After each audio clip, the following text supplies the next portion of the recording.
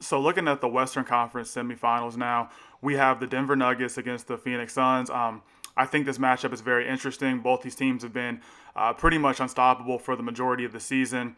Nikola Jokic is my pick to win MVP, but I think in this series, I'm going to have to go with the Phoenix Suns in 6 games.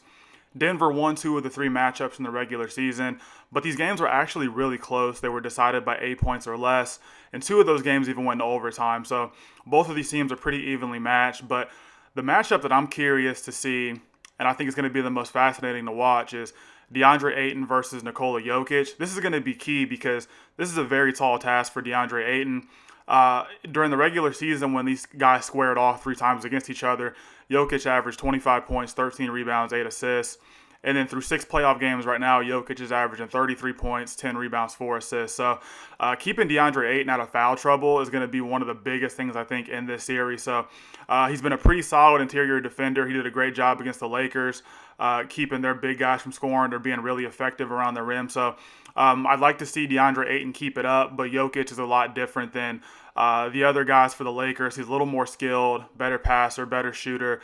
He can even get to the rack. You can even see in a couple of his highlights. So he's just very versatile. So DeAndre Ayton, like I said, tall task for him, but I think he's more than capable of at least trying to slow Jokic down a little bit, but he's not going to stop him. But overall, team for team, the Nuggets, they abused the Portland Trailblazers defense in the first round. But then on the other side of things, Phoenix, they were ranked 6th all year in defense for the whole season. So it'll be interesting to see how you go from playing a not-so-great defense to a pretty solid defense all year. Michael Porter Jr. on the wing, he's been one of the most fun guys to watch. Very interesting, young, up-and-coming star. He can kind of do a little bit of everything. So I think Jay Crowder and Mikal Bridges are going to split time on him. So it's going to be rough for him because those perimeter defenders made it really rough for the Lakers in those few games they had. So it'll be interesting to see the wing matchups and what those things are like.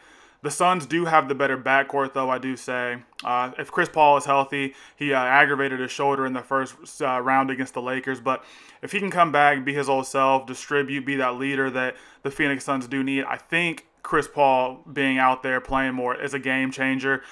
His minutes might be limited, but it'll be interesting to see because the Phoenix Suns do have a lot of depth.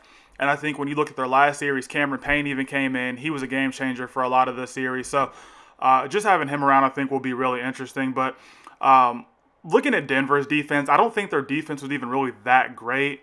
And they don't have anybody that can stop Devin Booker. Nobody on the Lakers can stop Devin Booker, and I think the Lakers have better perimeter defense than the Denver Nuggets do. So that'll be one of the interesting things to see. I think Devin Booker is red hot right now. Nobody's stopping him. I mean, he can get a bucket mid-range, 3-point line. He's taking it to the cup. He's drawing fouls. So pretty much any way you want it, Devin Booker's going to give it to you. So overall, like I said, the Suns have a better coach, I think. Monty Williams has been, honestly, my pick for coach of the year.